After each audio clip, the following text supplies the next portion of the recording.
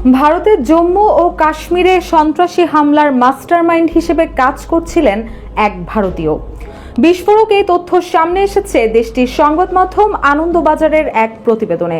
যদিও পেহেলগামে সন্ত্রাসী হামলার নেপথ্যে পুরোপুরি পাকিস্তানকেই দায়ী করেছিল ভারত।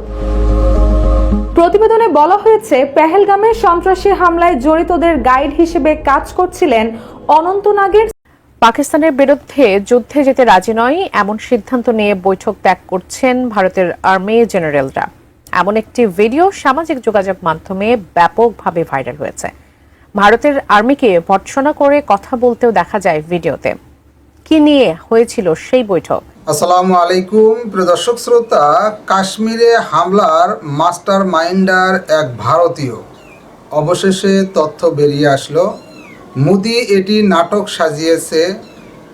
ভারত পাকিস্তান যুদ্ধ কি তাহলে ভারতেই চাচ্ছে? কারণ ভারতের সাথে ইসরায়েলের কানেকশন হয়েছে। ইসরায়েল সকল ধরনের সহযোগিতা দেবে। পাকিস্তানে যে তালেবানেরা আছে সেই তালেবানদেরকে এবার লক্ষ্য করে যুদ্ধ চালাবে ইসরায়েল ভারত মিলে। ভারতের সাথে যুদ্ধ কি পাকিস্তান করতে যাচ্ছে? গুরুত্বপূর্ণ তথ্য আছে, চলুন ভিডিওতে বিস্তারিত দেখে আসি।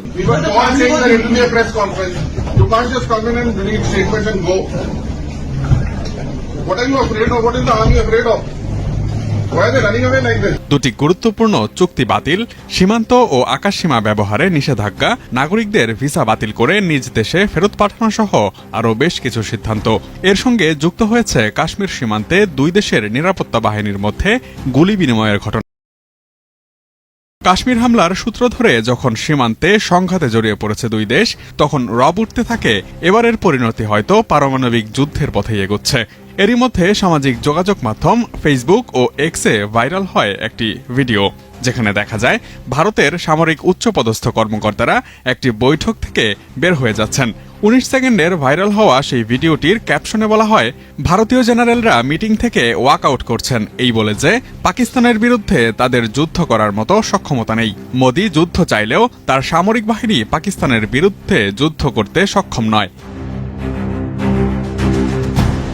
ভিডিওটিতে একজন বেসামরিক লোককে আর্মির উদ্দেশ্যে বলতে শোনা যায়, আর্মির কিসের এত ভয়, কেন তারা এভাবে পালিয়ে যাচ্ছে, এটি আমাদের জন্য লজ্জা। ভাইরাল হওয়া ভিডিওতে একজন উচ্চপদস্থ পুলিশ কর্মকর্তাকেও দেখা যায়। ভিডিওটি প্রকাশের পর ব্যাপকভাবে এটি প্রচারিত হতে দেখা যায় বিভিন্ন অ্যাকাউন্ট থেকে। এমনকি পাকিস্তানের সাবেক প্রধানমন্ত্রী শহীদ Khakan আব্বাসির verified x fan page থেকেও ভিডিওটি প্রকাশ করা হয়। ভারতের এমন হেডম নাই ফুলিশকে যুদ্ধ করবে। চীনের দুই সীমান্ত লাদাখ এবং অরুণাচল, আরও শুনতে পেলাম কিছুক্ষণ আগে যে 5টা এয়ারবেস ডেভেলপ করছে।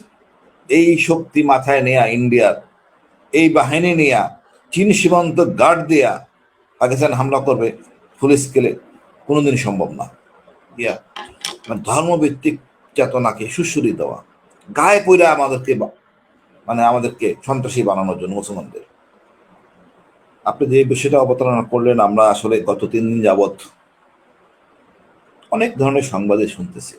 তবে একটু ভাবার চেষ্টা করুন, কেন এটা ঘটলো আর এই সময়টা কেন ঘটলো। এটা অক্ষ ইস্যু নিয়ে কিন্তু ভারত নিজেই বিপদে আছে। মোদি এটাকে কাজে লাগাতে পারতেছে না। এবং আমি যেটা জানলাম যে 38 লাখ একর জমি এই অক্ষ সাথে আছে। এখন এইটা কাজে লাগাতে পারতে না, এই ইস্যুটাকে আনতে হবে, ধর্ম বিষয়টা।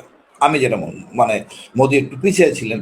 আমি এর আগে দেখেন আমাদের মসজিদ ভাঙ্গা, মুসলমানদের নির্যাতন, এটা কিন্তু চলতেছিল। যখন এটা কাজ করতেছে না, আর মোদি সাহেব ওনার তো মনে হয় 75 বছর বয়সে অবসরে যাওয়ার কথা, এটা আগামী সেপ্টেম্বরে। এখন রাজনীতির চেতনা না আনতে পারলে তার জন্য দরকার তাই জাতীয়তাবাদী চেতনা আনা দরকার। তা আমি এই দিক দিয়ে দেখবো, যেভাবে ঘটনাটা ঘটছে কাশ্মীরে, এটাকে আমি স্বাভাবিক প্রক্রিয়া দেখি না।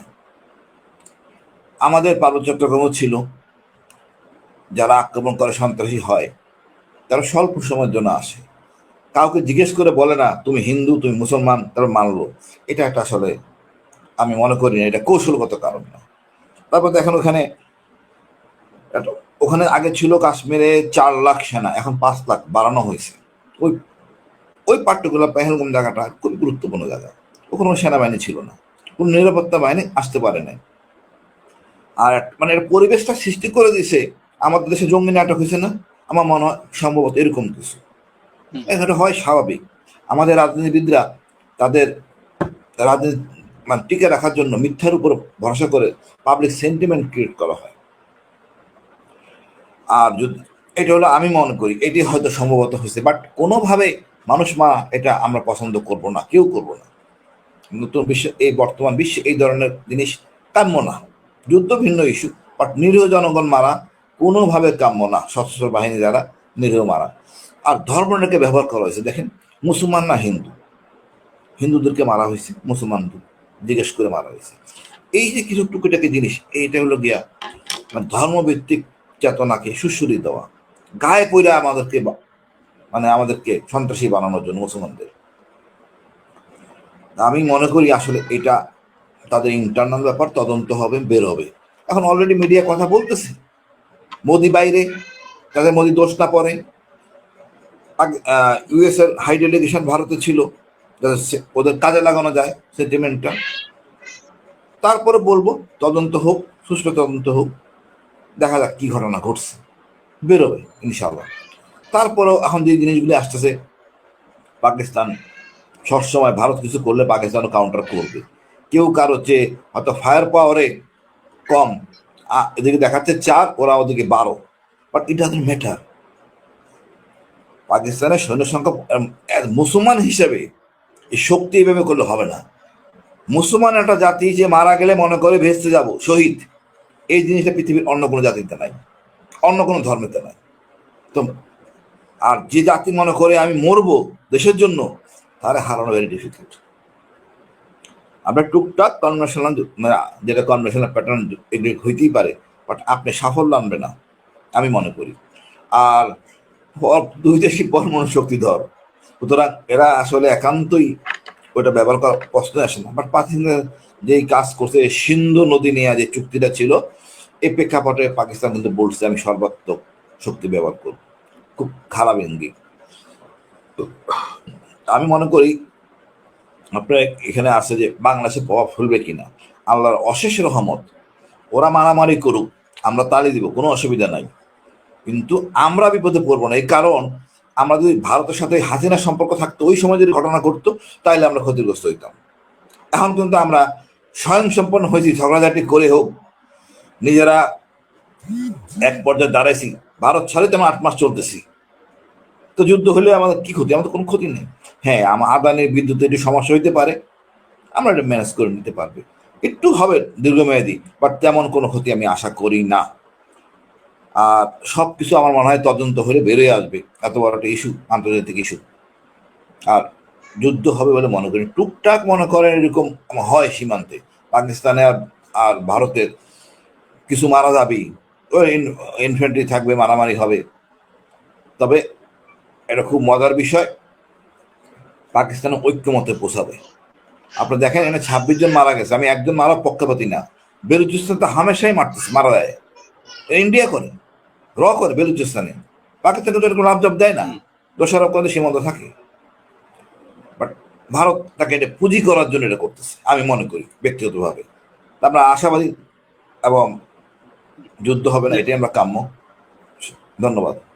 জি জনাব হাসানুর রহমান, আমি আরেকটু আসি আপনার কাছে, যে এই হামলার দায়ভার স্বীকার করেছেন টিআরএফ নামে একটা সংগঠন, যারা লস্করে তাইবার ভারত ও পাকিস্তান, লস্করে তাইবার শাখা, এই সংগঠনটা তারা দায়ভার স্বীকার করেছেন। এরপরও ভারত পাকিস্তানকে দায় দিচ্ছেন যে পাকিস্তান হামলা করেছেন, পাকিস্তানের বিরুদ্ধে বিভিন্ন ধরনের পদক্ষেপ নিচ্ছেন। তো ভারতের পাকিস্তানকে নিয়ে এরকম পদক্ষেপগুলো নেওয়া বা পাকিস্তানকে এখানে জড়ানোর অন্য কোনো উদ্দেশ্য নাকি রাজনৈতিক কোন ইস্যু? ভাই, আমি প্রথম থেকে মনে করি রাজনৈতিক সিদ্ধান্ত। টিআরএফ বলতেছে লস্করে তৈয়বা, লস্করে তৈয়বা পাকিস্তানে নিষিদ্ধ, পাকিস্তানের নিষিদ্ধ, পাকিস্তান ওন করে না, পাকিস্তানের নিষিদ্ধ। হ্যাঁ, লস্কর তৈয়বা পাকিস্তানের নিষিদ্ধ, তার অঙ্গ সংগঠন লস্কর তৈয়বা নিজে বলছে এটা আমার অঙ্গ সংগঠন, কখনো বলে নাই। সবকিছু একটা পেপার ওয়ার্ক। আমাদের এখানে জাহাজ বাড়ি, আমাদের এখানে যেরকম হলিহাটিতে ঘটনা ঘটছে, সবকিছু মনে হয় একটা ড্রামা মতো চলতেছে। আর যুদ্ধের বিষয় আমি মনে করি ভাই, ওদিকে চীন প্রস্তুত হয়ে আছে। ভারতের এমন হেডম নাইন ফুল স্কেল যুদ্ধ করবে। চীনের 2 সীমান্ত লাদাখ এবং অরুণাচল, আরো শুনতে পেলাম কিছুক্ষণ আগে যে 5টা এয়ারবেস ডেভেলপ করছে।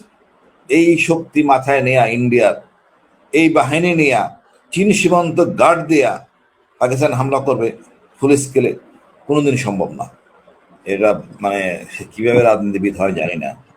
সে হিন্দুত্ববাদকে এস্টাবলিশ করার জন্য মানে উচ্ছৃঙ্খল আচরণ করতেছে। আমি বলবো এরা সব ভদ্র দেশে এটা বলতে পারে না, ধর্মীয় দৃষ্টিকোণ থেকে কথা বলার অবকাশই নাই। এখন আমাদের মুসলমানরা কিন্তু সুন্দর ভদ্র আচরণ করতেছে, এটা খুব ভালো সাইন। তারা চাচ্ছে মুসলমান কাউন্টার রিয়েকশন করুক, আমি মনে করি তারা করবে না। এবং এই শুভেন্দ্র ভদ্রলোক আমাদের নিয়েও, দেশ নিয়ে অনেক কথা বলছে। কালকে আমি দেখতেছিলাম যে বলতেছিল আমাদের হিলি বর্ডার দিয়ে এই অংশ কেটে ফেলা হোক, 17 কোর আমাদের হিলি বর্ডার দিয়ে কেটে ফেলবে, তাহলে সমস্যা মিটে যায়। মানে এত সহজ মনে করে এরা, ভারতের পশ্চিমবঙ্গরা মানে খুবই এক্সপার্ট। এদের কোনো ইতিহাস নাই যুদ্ধের। এই পশ্চিমবঙ্গের হিন্দুদের কোনো ইতিহাস নাই। দ্বিতীয় মহাযুদ্ধ হলো, প্রথম মহাযুদ্ধ হলো, তাদের কোনো বাঙালি যুদ্ধ করে নাই এই 2টা ওয়ার্ল্ড ওয়ারে। আর নির্দিষ্ট যুদ্ধ তো করার নাই, এই কথা বলার মধ্যে এক্সপার্ট। একটাই ছিল কৃতিত্বের, সুভাষ বোস, তা যুদ্ধ করতে হয় নাই। এছাড়া এদের কোনো, আপনি দেখবেন যে কোথাও এদের অবদান নাই, খালি বকাবাজ আর গলাবাজি করে যারা চলে, রাজনীতি বক্তব্য দিচ্ছে। বাট এটা যে খারাপ দর্শন আনতেছে, তাদের জন্য অমঙ্গল হবে। ভারতে কিন্তু প্রায় 30 কোটি মুসলমান, এক জাতানা, বেশ সংখ্যাটা বেশ বড়। সুতরাং আমার মনে হয় না এগুলি বলে আরো সমস্যার সৃষ্টি করবে। তারপরে যে প্রশ্নগুলি আসলো ভাই, সেগুলি বলা উচিত। আমাদের প্রত্যেকের সামরিক প্রশিক্ষণ যত আমাদের দর্শনের মধ্যে নাই, বাট আমার মনে হয় সরকারের উচিত একটা বিবেচনায় আনা যে কিছু সংখ্যক প্রশিক্ষণ দেওয়া উচিত, সব ডিভিশন পর্যায়ে দিতে পারে। সীমান্ত এলাকায় বিএসএফ মারধর করে, এসব এলাকায় সামরিক প্রশিক্ষণ দেওয়া উচিত। তারপরে আপনার পরিকল্পনা কথা নিয়ে বলছে মামুন ভাই, পরিকল্পনা কথা বলছেন। পরিকল্পনা বাংলাদেশে শিখছে না, বাংলাদেশ আরো আগে আছে। বাংলাদেশ একেবারে ধরে এনে মিডিয়ার সামনে দেখাই দেয় এই লোক এই কাজ করছে এবং 164 করে ফেলছে, অন্তত পিছিয়ে আছে। আমার বিশ্বাস এই স্ক্রিপ্ট পুরা ঠিক মতো পড়ে নাই, যার জন্য ভুল হইতেছে। হাওয়ার আমরা এটা কাম্য না। সামরিক আরেকটা জিনিস যে সামরিক শক্তি বৃদ্ধি, এটা ব্যয় সাপেক্ষ ব্যাপার। তা আমাদের এটা তো আমাদের করতে হবে, এটা দিন দিন পাল্টাতে হবে, নতুন নতুন প্রযুক্তি আসতেছে, আমরা গরিব দেশ।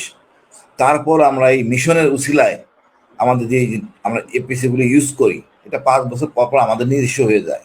এটা আমাদের অনেক মেকানিজম চেঞ্জ হয়েছে, আমাদের ভীষণগুলিও চেঞ্জ হয়েছে। আমাদের অস্ত্র প্রয়োজন আছে, বাট একদম খারাপ না। আমাদের নদীমাতৃক দেশ, এটা আমাদের বড় অ্যাসেট। সুতরাং এটা আমাদের বেশি নদীমাতৃক দেশটাই আমাদের ডিফেন্সের জন্য খুবই ভালো। ইচ্ছা করলে ভারত যখন তখন ঢুকবে, এটা সম্ভব না। তারপর আমরা বলবো সামরিক শক্তিতে এখন এই যেভাবে আমাদের এই ভারতের উত্তেজনা ছড়াচ্ছে, আগামী বাজেটে আশা রাখবো বাজেটটা ব্যবহার হবে সুষ্ঠুভাবে। আমি চাই না এই হোটেল ইন্ডাস্ট্রি এসব করে আমাদের টাকা নষ্ট হোক। আমাদের টাকা ব্যবহার করা হচ্ছে সমরাস্ত্রের জন্য, প্রশিক্ষণের জন্য। দর্শক শ্রোতা, এই বিষয়ে আপনার মতামত থাকলে লিখতে পারেন কমেন্ট বক্সে আপনার মতামত। আজকে এই পর্যন্তই, আল্লাহ হাফেজ।